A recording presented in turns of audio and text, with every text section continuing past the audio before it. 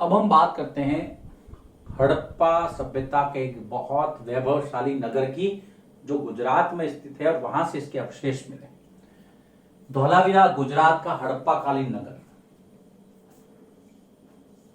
गुजरात का हड़प्पा कालीन नगर, इसकी अपनी अद्वितीय विशेषताएं थी, जिसके बारे में हम समझेंगे।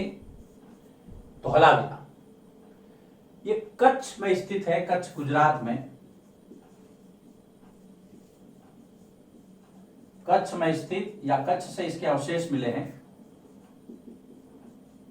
बहुत बड़ा नगर था।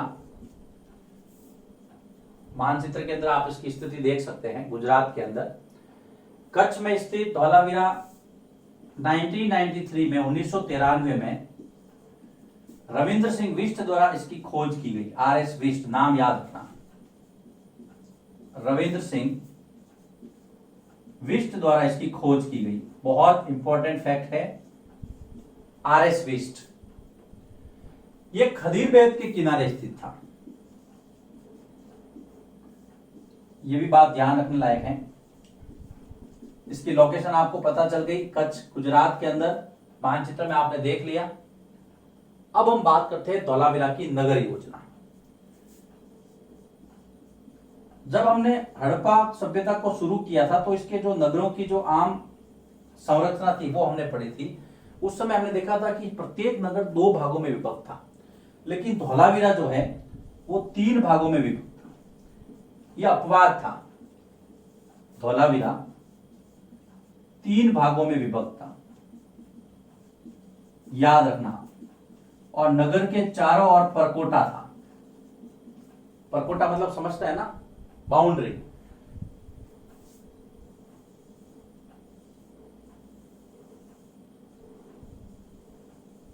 इस तरह से परकोटा 3 भागों में विभक्त था और इसको हम परकोटे से घिरा हुआ पाते हैं।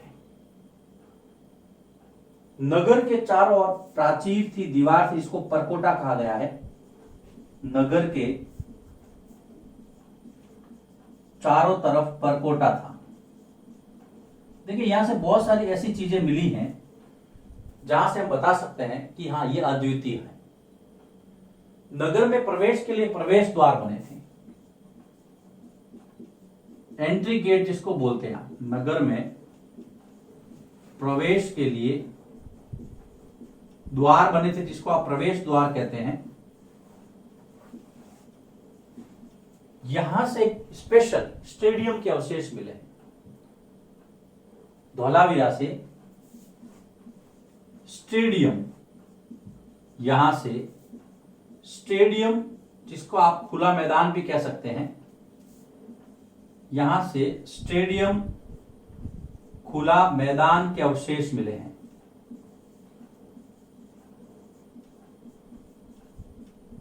ओके, देखिए ये अपने आप में अद्वितीय है धोलावीरा से। इसके अलावा यहां पर एक बोर्ड मिला है, इस तरह से बोर्ड मिला है और इस बोर्ड के ऊपर ऐसे कुछ लिखा हुआ है, इस तरह से एक बोर्ड मिला है यहां से, जिसमें पत्थर पर कुछ लिखने के बाद लकड़ी के अंदर उसको जड़ दिया गया है। यहां से बोर्ड मिला है, बोर्ड मिला है जिसमें पत्थर से या पत्थर पर कुछ लिखने के बाद किसमें जड़ दिया गया है? कुछ लिखने के बाद लकड़ी में जड़ दिया गया, उसको फ्रेम फिट कर दी गई है, लकड़ी में जड़ा गया है, जड़ दिया गया है। मैं बता सकता हूं उसके ऊपर क्या लिखा है कि धोलावीरा नगर में आपका स्वागत है। और क्या लिखा होगा? अभी तक इसको पढ़ा नहीं गया है, लेकिन अंदाज ऐसा लगाते हैं कि एक प्रवेश एंट्री गेट पर इस तरह का एक बोर्ड, ऐसा बोर्ड और कहीं नहीं मिलता है, वो धोलावीरा में ही मिलता है। तो देखिए धोलावीरा की बहुत सारी विशेषताएं हैं। क्या क्या देखिए, पहले तो इसकी लोकेशन गुजरात का हड़प्पाकालीन स्थल है। ये कच्छ गुजरात के अंदर इसके अवशेष मिले हैं, खदीर बेद के किनारे था। इसकी खोज 1993 में आर.एस. विष्ट अर्थात रविंद्र सिंह विष्ट ने की थी। इसको आप बहुत अच्छी तरह से ध्यान रखें, 1993 में। इसके बाद में आगे बढ़ते हैं। इसकी जो नगर योजना है, हड़प्पा सभ्यता का एकमात्र स्थान है जो 3 भागों में बटा हुआ है और इस नगर के चारों ओर क्या है, परकोटा है, मतलब दीवार है, चारों तरफ से दीवार है और नगर में प्रवेश के लिए एंट्री गेट, जिसको आप प्रवेश द्वार कहते हैं, वो बने हुए हैं। धौलावीरा से स्टेडियम के भी अवशेष मिले हैं जो और कहीं नहीं मिलते हैं। इसके बाद में आगे हम बात करते हैं, यहां से एक बोर्ड मिला है इस तरह का जिसके ऊपर कुछ खोदा हुआ है, हालांकि इसको पढ़ा नहीं गया है। तो इस प्रकार से एक महत्वपूर्ण स्थल हड़प्पा काल का धौलावीरा, इसकी जानकारी आपको रखनी है, इसमें से बहुत सारे प्रश्न बनते हैं। अब हम ऐसे ही एक और स्थान लोथल के बारे में पता करेंगे। लिखिए इसको, फिर मैं आगे बढ़ता हूं। अब हम बात करते हैं गुजरात से मिले एक और हड़प्पाकालीन स्थल लोथल की, जो कि साबरमती की एक उपनदी या सहायक नदी भोगवा के किनारे स्थित। साबरमती की एक उपनदी,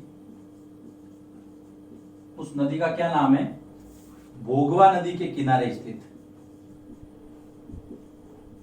समुद्र से ज्यादा दूर नहीं था, इसलिए इसको कहा गया कि भी ये काफी अच्छा बंदरगाह साबित हुआ था। इसलिए हड़प्पा सभ्यता का मुख्य बंदरगाह हम इसको कह सकते हैं, लोथल को। कई बार प्रश्न आता है, अब जब बंदरगाह होगा तो वहां से व्यापार भी होगा, इसलिए व्यापार का बहुत अच्छा केंद्र था। कौन? लोथल। यहां से देखिए, पत्थर, शंख और धातुओं से बनी वस्तुओं का महत्वपूर्ण केंद्र था। कीमती पत्थर भी यहां पे मिलते। देखिए क्या क्या था। ये जो लोथल है वो कीमती पत्थर, जो बहुमूल्य पत्थर थे, उसके बाद में बहुत सारी जो धातुएं थी, पत्थर,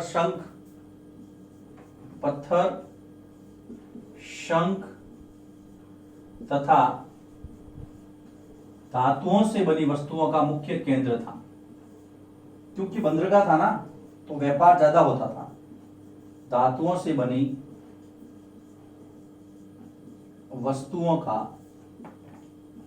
प्रमुख केंद्र कौन? लोथल। हम पढ़ रहे हैं हड़प्पा कालीन स्थल और उसमें पहले हमने धौलावीरा पढ़ा, अभी हम लोथल पढ़ रहे हैं। इसके अलावा यहां पर एक गोदाम मिला है जिसको आप भंडार गृह कहते हैं। गोदाम के अवशेष मिले हैं। कई बार प्रश्न आता है गोदाम के अवशेष कहां से मिले, जिसको आप भंडार गृह कहते हैं। गोदाम के अवशेष मिले हैं कहां से? लोथल से। क्योंकि लोथल व्यापारिक केंद्र था तो गोदाम होने लाजमी है वहां पर। और यहां से मुद्रा और मोहर और उसकी जो छापे मिली है, मोहरे और मुद्रा की छाप। मोहरे, यहां पे मोहरे बनाने का कारखाना भी था, और मुद्रा की छाप, गीली मिट्टी पर हम जो छापा लगाते हैं ना, इस तरह से वो छाप मिली है, प्रिंट की हुई, ऐसे लगता है किसी ने ठप्पा लगा दिया। मोहरे मिली है यहां से, क्योंकि यहां पे मोहरे बनाने का कारखाना भी था, मणके बनाने का कारखाना भी था। तो ये देखिए मनके बनाने के कारखाने, जो मणके होते थे, मनके बनाने का कारखाना लोथल से मिला है। लोथल कई मायनों में महत्वपूर्ण था बेटा, बहुत ही महत्वपूर्ण एक पत्तन था, बंदरगाह था। पत्थर के टुकड़े, आधे बने हुए मणके, देखो मणके बनाने का कारखाना, अध बने मणके, तो कारखाना वही मिल सकता है। और पत्थरों के टुकड़े, कुछ न कुछ तो बनाया जाता होगा, पत्थरों के टुकड़े मिले यहां से। मणके बनाने का कारखाना, अध बने हुए मणके, पत्थरों के टुकड़े, कुछ मणके बनाने के उपकरण, इक्विपमेंट्स मिले यहां से। मणके बनाने के उपकरण और कारखाने के अवशेष मिले हैं। फैक्ट्री, कारखाने के अवशेष मिले हैं कहां से? लोथल से। बहुत महत्वपूर्ण नगर था, ये भी गुजरात के अंदर है, भोगवा नदी के किनारे, जो साबरमती के उप या सहायक नदी थी। क्लियर? तो लोथल के बारे में देखो आपको क्या क्या याद है, प्रश्न आता क्या है। एक तो ये आता है कि कौन सी नदी के किनारे भोगवा, कौन से स्टेट में है, गुजरात। यहां लिख लीजिए आप, मैंने लिखा नहीं, गुजरात। धौलावीरा भी गुजरात, ये भी गुजरात। ये मुख्य बंदरगाह था और यहां से गोदाम के अवशेष मिले, ये चीजें ध्यान रखना। यहां से मणके बनाने का कारखाना मिला है, वेरी वेरी इंपॉर्टेंट। अब कारखाने में फिर आगे आधे मणके, पत्थरों के टुकड़े, ये सारी चीज आपको ध्यान में रखनी है। इसके अलावा यहां से कीमती पत्थर शंख और धातुओं के भी बनी हुई वस्तुओं के केंद्र था, क्योंकि ये बंदरगाह था ना, इसलिए आपको मुख्य रूप से दो चीजें याद रखनी है, मुख्य बंदरगाह और गोदाम। भोगवा नदी गुजरात, साबरमती की उपनदी थी, हड़प्पाकालीन स्थल था और बंदरगाह। तो लिखिए इसको, लोथल की जानकारी इतनी ही दी हुई है, हम इतना ही पढ़ेंगे इसके अंदर। अब हम बात करेंगे इतनी बड़ी सभ्यता कैसे समाप्त हो गई। लिखिए इसको, फिर मैं आगे बढ़ता हूं। अब हम इस अध्याय के अंतिम पड़ाव पर है बेटा। ऐसी सभ्यता जिसका विस्तार इतना ज्यादा था, लगभग पूरे भारत में, भारत से बाहर भी उसका विस्तार था, लेकिन ये कैसे समाप्त हो गई, तो इसके बारे में हम पता करेंगे। अभी पहले हम संकेत देखेंगे और उसके बाद देखिए सर्वमान्य जो है कि भाई ये 2350 से 1750 ईसा पूर्व इसका काल माना जाता है, ऐसी मान्यता है। कुछ आगे पीछे है, 50-100 साल लोग आगे पीछे करते हैं। तो कैसे ये खत्म हो गई, तो इसके पहले कुछ संकेत हैं जिसके आधार पर बताया जाता है कि ये संकेत मिले कि अब सभ्यता खत्म होने वाली है। इस तरह के अवशेष और ऐसे संकेत मिले कि शायद लोगों ने नगरों को छोड़ दिया होगा। संकेत पढ़ रहा हूं मैं, संकेत में यह है लोगों ने नगरों को छोड़ा होगा, और जब नगरीय सभ्यता थी तो पतन अवश्यंभावी हो गया। लोगों ने नगरों को छोड़ा होगा, पहला ये अंदाजा लगाए। संकेत कि सभ्यता खत्म कैसे हुई होगी। लिखने की कला, मोहरों का और बाटों का प्रयोग बंद हो गया। लेखन, मोहरों, जो मोहरें थी तथा जो बाट माप तोल वाले थे, बाटों का प्रयोग बंद हुआ। संकेत पढ़ रहे हैं, सिंधु सभ्यता खत्म कैसे हुई। मोहनजोदड़ो की सड़कों पर कचरे के ढेर लग गए। मोहनजोदड़ो की सड़कों पर कचरे के ढेर लग गए।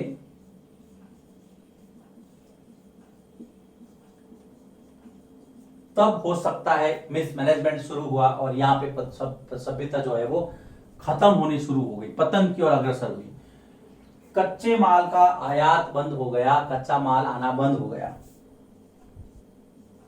ये संकेत पढ़ रहे हैं हम कि ये हुआ होगा शायद। कच्चे माल का आयात बंद हुआ तो कारखाने ठप हो गए, नई नई वस्तुएं आयात बंद हो गया। अब व्यापार प्रधान सभ्यता थी, व्यापार ही बंद हो जाएगा तो फिर सभ्यता कैसे बचेगी। आगे चलते हैं, कुछ और हैं। जल निकासी प्रणाली नष्ट हो गई, जो इसका ड्रेनेज सिस्टम था वो खराब हो गया, लोग ध्यान नहीं देते थे, तो जल निकासी प्रणाली नष्ट हो गई। जल निकासी प्रणाली नष्ट हुई होगी, फिर सभ्यता का अंत हुआ होगा। सड़कों पर झुग्गियां बनने लगी, कच्चे घर बनने लगे, जो पक्के मकान थे, सड़कों पर क्या बनने लगी, झुग्गियां।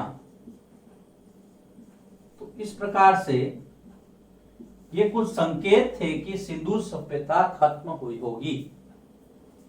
समझ सकते हैं हम इन संकेतों से। अब जो समाप्त होने के जो कारण दिए जाते हैं कि सिंधु सभ्यता का पतन हुआ, उसमें सभी लोग एक मत नहीं है। जो इतिहासकार हैं उनका एक मत नहीं है, कोई कुछ कहता है, कोई कुछ कहता है कारणों में, लेकिन फिर भी कुछ मेजर रीजंस है, मुख्य कारण है, कुछ ऐसे जो जिसके मामले में हाँ कहते हैं कि हाँ ये हुआ होगा। तो उसमें क्या क्या है, सबसे पहले कि नदियों का सूख जाना, कि भाई नदियां सूख गई होगी, नदियों ने मार्ग बदल दिए तो सभ्यता खत्म होगी। नदियों का सूख जाना, क्योंकि देखिए सिंधु और सरस्वती नदियां अपना मार्ग बदल दिया होगा तो सभ्यता नष्ट हो गई, लोगों को पानी नहीं मिला होगा। पानी नहीं है तो चरागाह और घास के जो मैदान है वो समाप्त हो गए होंगे। चरागाह और घास के मैदान क्या हुए होंगे? समाप्त हो गए होंगे। समाप्त होना, जंगलों का नष्ट होना, कि जंगल खत्म हो गए होंगे, जंगलों का नष्ट होना। ये पढ़ रहे हैं हम सिंधु सभ्यता के समाप्त होने के क्या क्या कारण गिनाए जा सकते हैं। जंगल समाप्त हो गए, नदियों ने मार्ग बदल दिया होगा, नदियां सूख गई होगी, किसी ने कहा बहुत जबरदस्त बाढ़ आ गई थी, तो बाढ़ का कारण, बाढ़ के कारण। और सबसे लास्ट में जो महत्वपूर्ण कारण माना जाता है, जिस पर काफी लोग सहमत हैं, वो है आर्यों के आक्रमण। किसी ने कहा कि मध्य एशिया उत्तर पश्चिम की तरफ से आर्य नामक जाति का आक्रमण हुआ, जिससे सिंधु घाटी सभ्यता के लोग जो है दक्षिण भारत की तरफ विस्थापित हो गए, दक्षिण में चले गए और वहां पर एक नई सभ्यता, वैदिक सभ्यता, जिसको आर्य सभ्यता भी कहते हैं, अस्तित्व में आई। खैर जो भी हो, वापिस हम इसको देख लेते हैं। इस चैप्टर का सबसे लास्ट टॉपिक है, जिसके अंदर हमने देखा है कि सभ्यता का विनाश कैसे हुआ। तो कुछ संकेत थे, संकेत में आपको पता रखना है। लोगों ने नगरों को छोड़ा होगा, लेखन, मोहरों और बांटों का प्रयोग बंद हो गया होगा, मोहनजोदड़ो की सड़कों पर कचरे का ढेर लग गया होगा, कच्चे माल का आयात। ये देखिए सारी नकारात्मक बातें हैं जो सभ्यता को बिल्कुल समाप्त करती है, क्योंकि इसके बिल्कुल उल्टा था। जल निकास व्यवस्था बहुत अच्छी थी, लेकिन धीरे धीरे नष्ट होने लग गई होगी। सड़कों पर कच्चे मकान बनने लगे होंगे, झोपड़ियां वगैरह, वहां तो नगर प्रधान सभ्यता थी।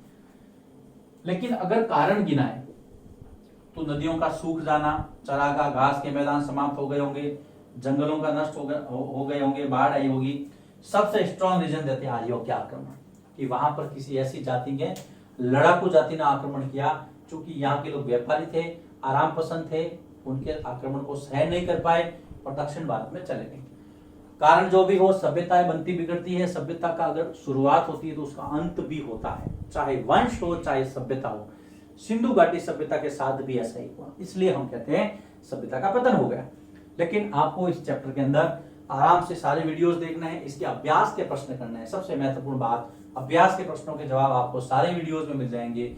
फिर भी यदि आपको कोई भी कहीं पर भी प्रॉब्लम आए तो मेरे व्हाट्सएप नंबर और टेलीग्राम के ऑप्शन आपके लिए खुले हैं। इसके अलावा हमारी जो वेबसाइट है www.navoacademy.in, वहां पर आपको सारे वीडियो और वर्कशीट मिलेगी, जिसके माध्यम से आप अच्छे तरह से इस चैप्टर को तैयार कर सकते हैं। आपसे मुलाकात होगी फिर से, लेकिन नए चैप्टर में।